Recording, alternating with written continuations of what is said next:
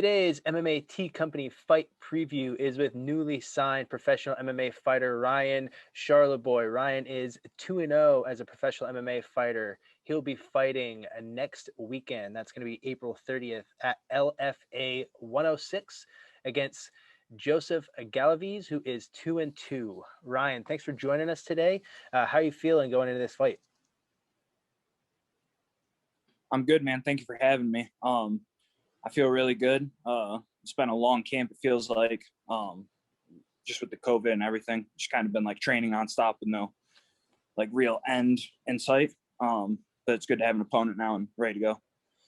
Absolutely. And, throughout COVID, I know, a lot of people had fights that were scheduled. I believe you had one in maybe April, right? That was scheduled, that was canceled.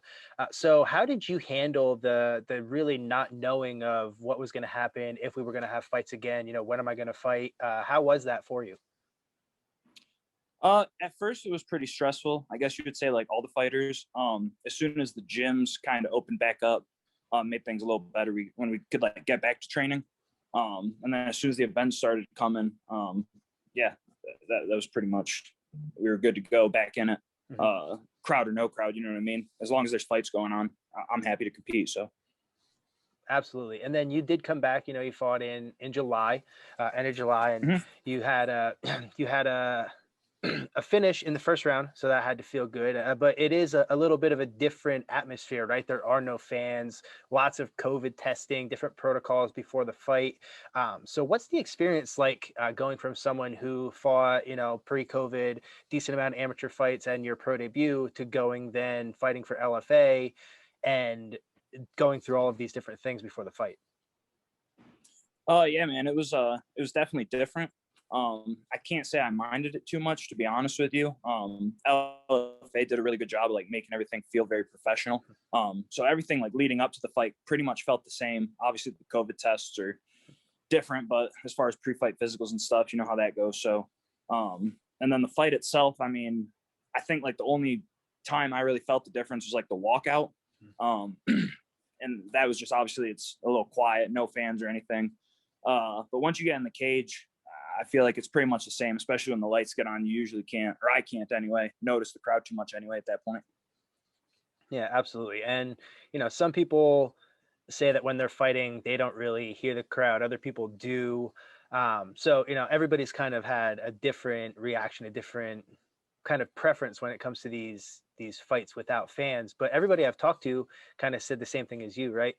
We're still in to fight. We still want to fight. Put me in the cage. I don't care if there's fans there. I don't care where it's at, as long as there's a cage and an opponent. Now, going into this next fight, with your next opponent, you're coming off that first round finish. Will there be fans at this LFA event? Will there be, people in the crowd, or what's the situation look like coming up? I don't think there is a crowd. I think like they'll have some people in there, obviously. But no live crowd or anything like that, as far as I know. Okay. And at your camp, you're training with Elevation Fight Team, got just a room full of killers any day that you walk in there. Your coaches, how have they changed, if they've changed at all, preparing for a fight, it just in these times, in these circumstances? Yeah, as far as the preparation and elevation, it's pretty much been the same, to be honest with you, man. We pretty much do the same kind of like sparring routine in the cage, and like the routine itself stays the same with fans, no fans. So yeah, all that's pretty much been the same. And in terms of, training there, are you still able to get in time with your normal training partners? Did they separate classes, make them smaller, put different people at different times, or is anything different with your training schedule itself? Yeah, at first they kind of split it up. We had like some small groups we were working with then. But now like the COVID tests and the vaccine and whatnot, we're all kind of training together again. The only difference, like our sparring, we split up.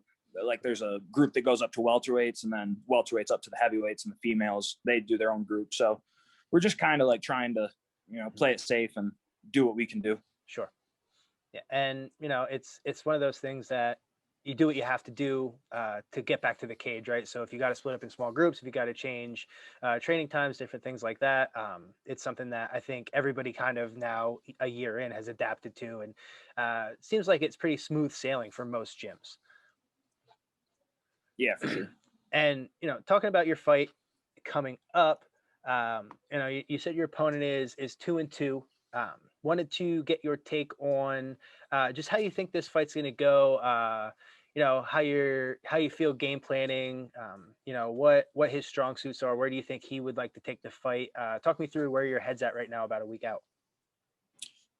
Yeah, I think it's a really good matchup. He obviously has like more experience, I guess you would say, as a pro. Mm-hmm. He hasn't been finished at all in his career. So like any fights he's lost, they've gone to decisions, and then the ones he wins typically go to a decision. So from what I've seen, he's pretty like boxing heavy. He's just a really durable game opponent, which excites me honestly. Like you said, the last fight I had was a first round knockout. The one before that was also a first round finish. So I anticipate to get the finish every time, but we kind of prepared for a war with this guy. If he can hang for 15 minutes, more power to him, but I don't see that happening. But it'll be nice to know I'm in the cage with someone, you know what I mean, that's a very game, durable opponent. Absolutely. And, as someone to know, you're 2-0, he's 2-2. You want to get to the point where you're fighting those opponents, right? Every time that you're challenging yourself, and you're still going out for that finish, but you want to know that, like you said, you beat a game opponent. You want to go out there and fight someone who, you get that finish, and it's one more step to where you want to go. Yep. Yeah, that's kind of the mindset with him. We kind of thinking, if I can be the first one to finish him in his career, it'll kind of set me apart from his other opponents. So that is the plan. Absolutely. And you said you're ready for a 15-minute Oof. war. Yeah, that would be long. A 15-minute war. I know, training out of elevation, everybody that comes out of there, tip top shape, they're ready to go, as many rounds as the fight is set up for. What does your, strength and conditioning look like? What are you doing to keep yourself in that kind of shape to go at that pace that you fight at for all those 15 minutes for those 3 rounds? Mm-hmm. Yeah, so my head coach Justin Houghton works over at Pound for Pound Fitness, and I guess you would say he's my striking coach, but he handles my conditioning as well. And it's a lot of just sport specific stuff, man. A lot of mixing it up. We'll do like stuff on the pads with him, and then we're going on the ground. A lot of sprint type stuff, recovering. I've never been in like huge into like the long distance runs or going out and working out for an hour kind of thing with cardio. I just don't think it's necessary. Maybe in the off season, but this camp specifically, we're really trying to push the pace for 15 minutes.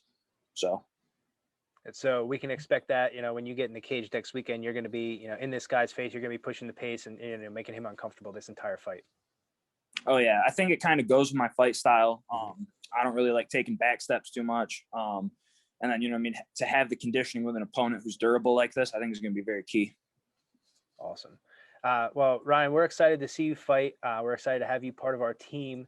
Before I let you go, just wanted to give you a chance to give any shout outs to, anybody who's been helping you out, sponsors, coaches, friends, family, anybody who's been supporting you along the way. Cause I know it's it's something that a lot of people don't realize, who all helps fighters out while they're coming up through.